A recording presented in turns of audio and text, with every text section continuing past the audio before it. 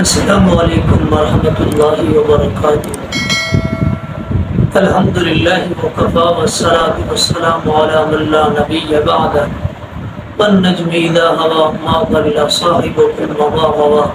وما ينطق عن الهوى ان هو الا وحی یوحی۔ سامعین مکرم و حاضرین مجلس، اللہ رب العالمین کے فرشتوں میں سے دو فرشتے ایسے ہیں جن کی ڈیوٹی اور جن کی ذمہ داری اللہ رب العالمین نے یہی لگائی ہے کہ وہ دو فرشتے جن میں سے ایک کا نام منکر ہے، دوسرے کا نام نکیر ہے، یہ دونوں فرشتے بنیادی طور پر جب انسان کو قبر کے اندر رکھ دیا جاتا ہے، میت کو قبر کے اندر دفن کر دیا جاتا ہے، فوراً آ کے یہ دو فرشتے اللہ رب العالمین کے حکم کے مطابق آ کے ان سے سوال کرتے ہیں۔ یہ بات آپ کے ذہن میں رہے حاضرین، یہ دو فرشتے جس کے پاس آئے ہیں، جس میت کے پاس حاضر ہوئے ہیں،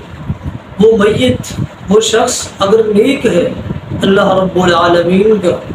عبادت گزاری بندہ ہے، تو یہ فرشتے اپنے چہرے کو نور سے تر و تازہ کر کے لے آتے ہیں۔ اسی طرح اس کے برعکس اگر وہ شخص جس کے پاس یہ فرشتے آئے ہیں وہ انسان، وہ اللہ کا بندہ گناہگار ہے، منافق ہے، تو یہ فرشتے ایسی شکل اللہ تعالیٰ کے حکم سے اختیار کر کے آتے ہیں، سامنے والا بندہ ڈر جاتا ہے، دل کے اندر خوف پیدا ہو جاتا ہے۔ لیکن یہ بات آپ یاد رکھیں حاضرین کہ یہ فرشتے جب کسی نیک شخص کے پاس آتے ہیں یا منافق یا گناہگار کے پاس آتے ہیں، ان فرشتوں کی ایک چیز سیم رہتی ہے، ایک چیز تبدیل نہیں ہوتی، وہ ایک جیسی ہی رہتی ہے، وہ چاہے نیک کے پاس ہے یا گناہگار شخص کے پاس ہے، وہ سیم رہنے والی اور ایک چیز یعنی وقت پر رہنے والی وہ یہ ہے کہ فرشتوں کی جو آنکھیں ہیں وہ ہمیشہ سیاہ ہی رہتی ہیں، وہ نیک شخص کے پاس ہے یا گناہگار شخص کے پاس ہے۔ نبی علیہ الصلوۃ والسلام کا فرمان ہے، جامع ترمذی کے اندر یہ حدیث موجود ہے، سیدنا ابو ہریرہ رضی اللہ تعالی عنہ اس حدیث کے راوی ہیں، فرماتے ہیں کہ نبی علیہ الصلوۃ والسلام کا فرمان ہے، جب کسی شخص کو قبر کے اندر دفن کر دیا جاتا ہے تو اللہ تعالیٰ کے حکم کے مطابق یہ فرشتے اس کے پاس آ جاتے ہیں، سب سے پہلے اس نیک شخص سے آ کے یہ سوال کرتے ہیں، پوچھتے ہیں، بنیادی قبر کے اندر کیے جانے والے 3 سوال ہیں۔ پہلا سوال یہ ہوتا ہے، من ربو کا، اے قبر کے اندر آنے والے یہ بتاؤ تمہارا رب کون ہے؟ یہ شخص نیک یہ جواب دیتے ہیں، ربی اللہ، میرا رب اللہ رب العالمین ہے۔ پھر دوسرا سوال فرشتے اس سے کرتے ہیں، من نبیو کا، تمہارا نبی کون ہے؟ تمہارے نبی کا نام کیا ہے؟ یہ نیک شخص یہ جواب دیتے ہیں،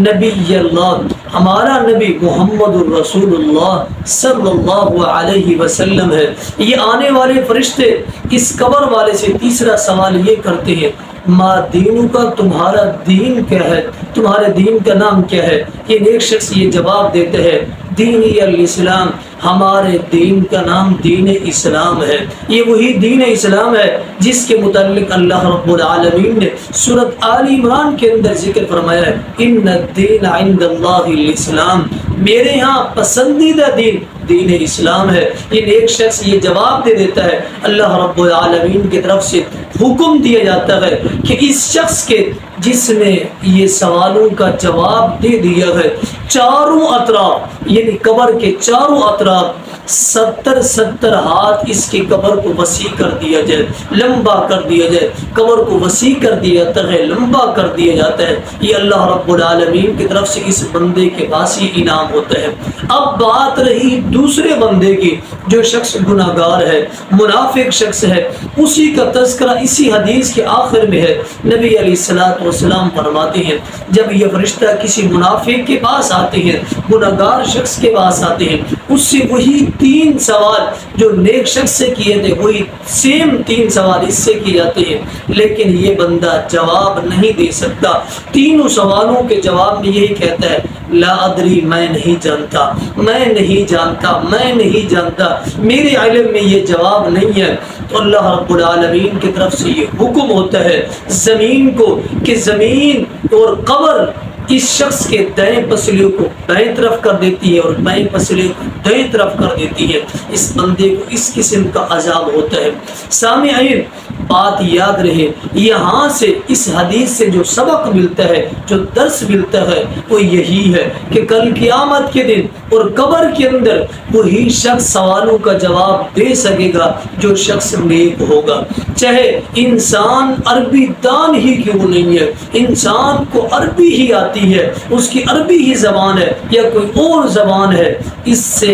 انسان کا کوئی تعلق نہیں ہے۔ تعلق اس بات سے ہے کہ انسان اجمی ہو، انسان عربی ہو، انسان پنجابی ہو اور انسان اردو ہو یا انسان فارسی جاننے والا ہو، کسی ایک زبان کو جاننے والا ہے، لیکن شرط یہ ہے کہ وہ نیک ہے، اللہ رب العالمین کا برگزیدہ